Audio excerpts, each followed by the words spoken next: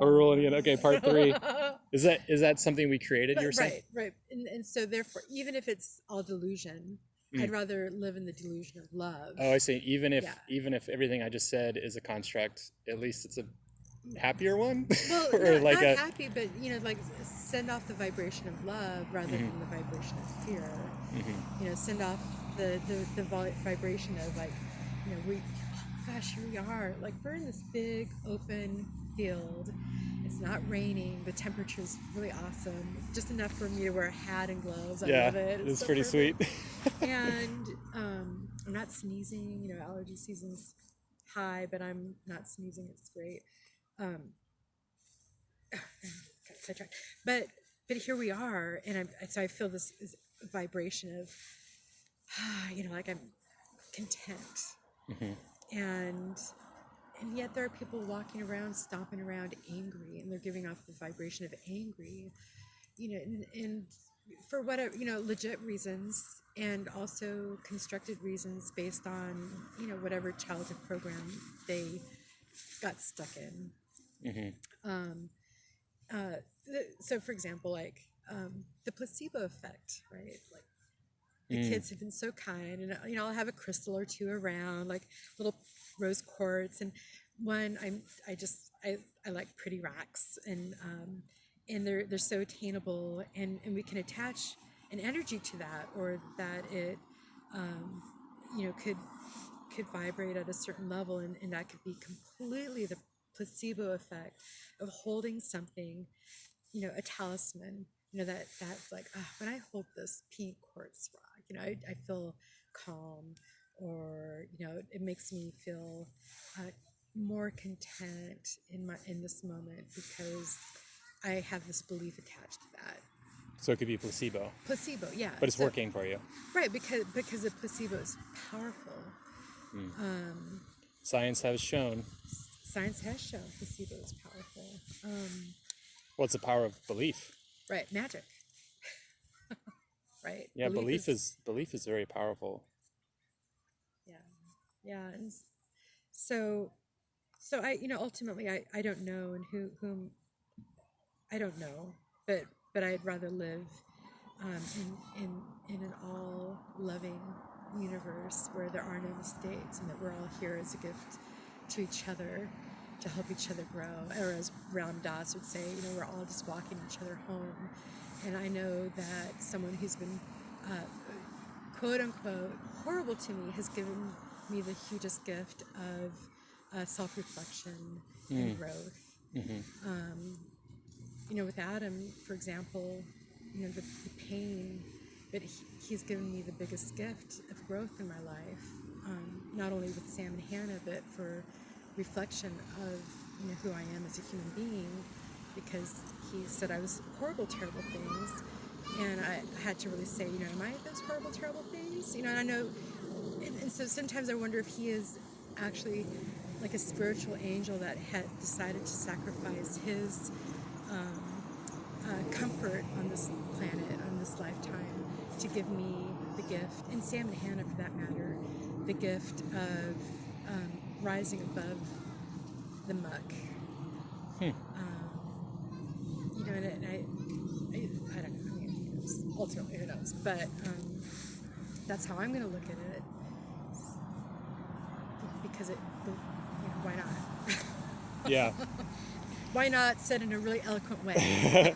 Well, it's interesting when you said there are no mistakes, and I'm not agreeing or disagreeing. I'm just curious. Oh, didn't you say there are no mistakes? I thought you said that there are no mistakes. I don't know. I just know in my life, like, I have regret, and I know that there's choices that I've made where I go, I wish I hadn't made that choice. But I know also that I can choose to learn from them. Right. So I guess I'm turning that mistake into a growth experience or a learning experience. Right. But I don't want to take away the power or the effect of the mistake that was made. Because I think a little bit, if you go like, well, there's no mistakes, I think there is a line where you can get a little narcissistic with that, like where What doesn't matter what I do or don't Oh, do. yeah, no, but we can't live that way. That's Yeah, not just living clarifying. in grace. Yeah, we can't live in grace. Like, right, right. So turning left or right, if turning left means Oh, that I see what we're, you're saying. Yeah, when I was saying like we're taken care of, yeah, so we don't put so much pressure on ourselves for those right, decisions. yes, Yes. Okay. So that's a good thing to clarify. I think more so. I think real mistakes happen when we're intentionally hurting somebody time and time again, and we're not learning from that, and we just keep doing it. right. Like when, Well, and we're in a broken cycle with another person, yeah, right? yeah, And then it's like, well, like with my broken cycle, in my marriage, it's like, oh gosh, I need to get off this hamster wheel because I wasn't going to go on. I couldn't go on, and so either I had to, so I tried to get off because we're only responsible for our own reactions, our yeah. own actions. That ultimately, right? And so I had to. I couldn't control what Adam did or said or whatever, but I could work on controlling my own reactions to that. And then, then it just like kept going on and on and on. It's like, I'm tired of this hamster wheel. Hamster wheel. Yeah. And This vicious cycle. I'm ready. Yes, and I'm ready to get off of this. And you're still on the hamster wheel, but I can't be on the hamster wheel with you Yeah. anymore. And so I got off, but this is my analogy, but he wanted to continue on the hamster wheel of not addressing his pain or rage or whatever, and he's so brilliant and so kind in so many ways. Anyway, I won't talk about him, but I'm heartbroken, for that loss of him in my life. But I had to save myself, and I had to save my home, save Yeah. the kids, right? Yeah. So I got off the hamster wheel so there was no mistake for how long I stayed on that hamster wheel. But if I'd stayed on the hamster wheel and I took my own life, or I more and more drank, to escape that pain, then that would have been a mistake, right? Gotcha. And if I had started lashing out to people around me in the toxicity that I was stewing in, even though I knew that it was not sustainable. That's just kind of a mistake. I don't want to end on this note. No, we don't have to. I want to Let's end on love. Yeah, back to the expansive things that are before us, and that's why I like this idea of next. Okay, that the past is set, like, right?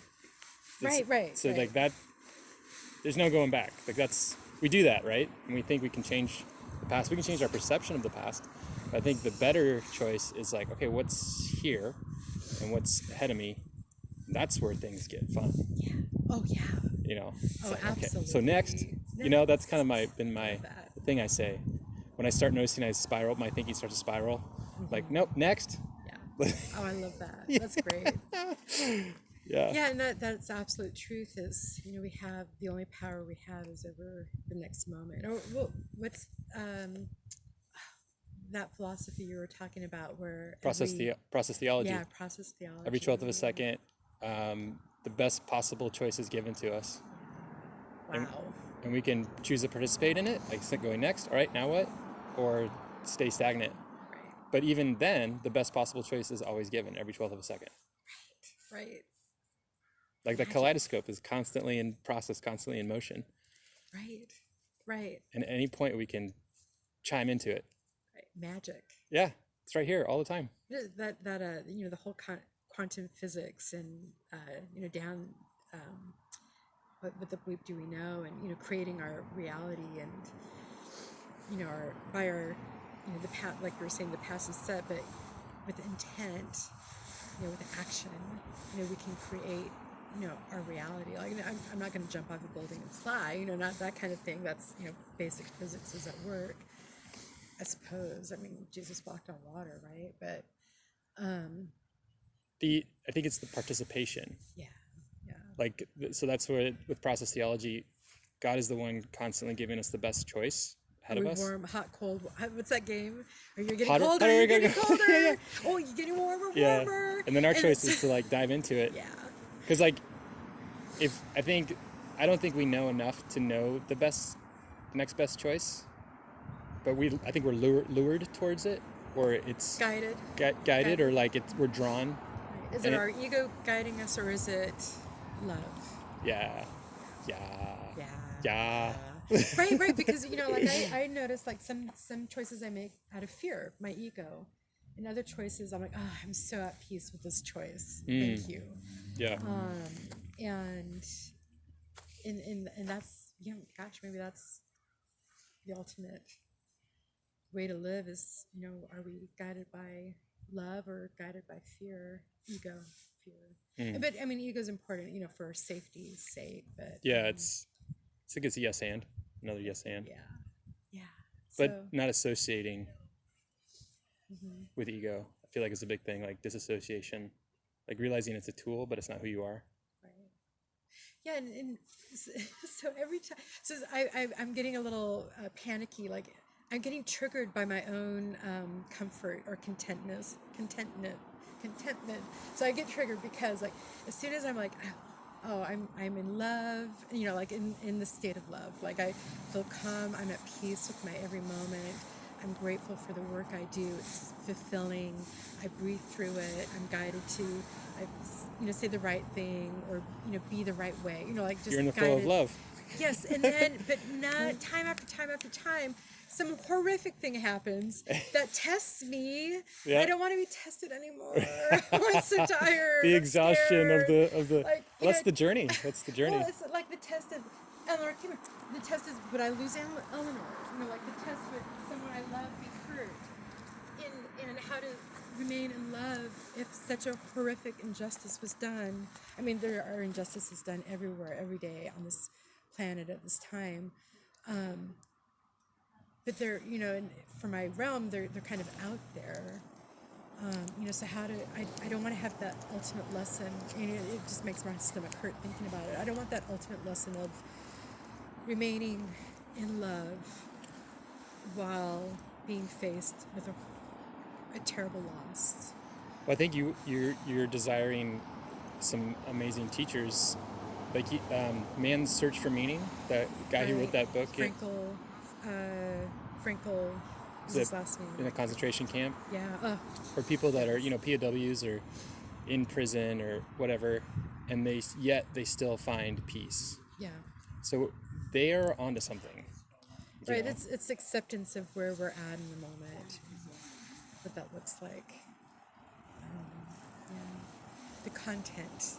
Are we content with the content? Are we content with the Whoa! content? Yeah, it's interesting. Are we content with the content? But yet, I don't think you could be fully passive, right? No. I think assertiveness is the aim. Like, right. Grief, feelings, like addressing those feelings, don't ignore the feelings. Being fully alive, I think. Right. Because I think that's the feelings things. I'm having a hard time owning my feelings. Like, are my feelings legit? But someone has it so much worse. I don't. Who am I to be sad or feel hurt or blah blah blah? That's when other people have it so much worse. So I don't own my feelings for sadness, anger, frustration. Do you feel guilty about what you're feeling? Yeah. Well, that's a feeling. That is a feeling. The guilt. Well, and so I've got to figure out how to feel my feels. Feel your feels. Okay, so that woman that wrote the book, it's a book with the heat thing? Yes, Untamed by Untamed. Glennon Doyle. Linda Doyle? Glennon Doyle. Yeah. So she was saying that I'm halfway through it. Thank you, Auntie Kim. every time there is a heat, whenever heat is created, is this what she's saying? That's a moment of reality? Like that's... No, that's overlapping with Krista Tippett's interview with, someone. Oh, I'm so embarrassed. I don't remember his name. But he was talking about how time is measured in moments. Moments are created by action or heat. Even our speaking is, that's that impact of our tongue against the roof of our mouth and our teeth, that is powerful in creating Time. Moment, like it's creating reality. Right. Every time there's heat is reality, basically, or action. Yeah.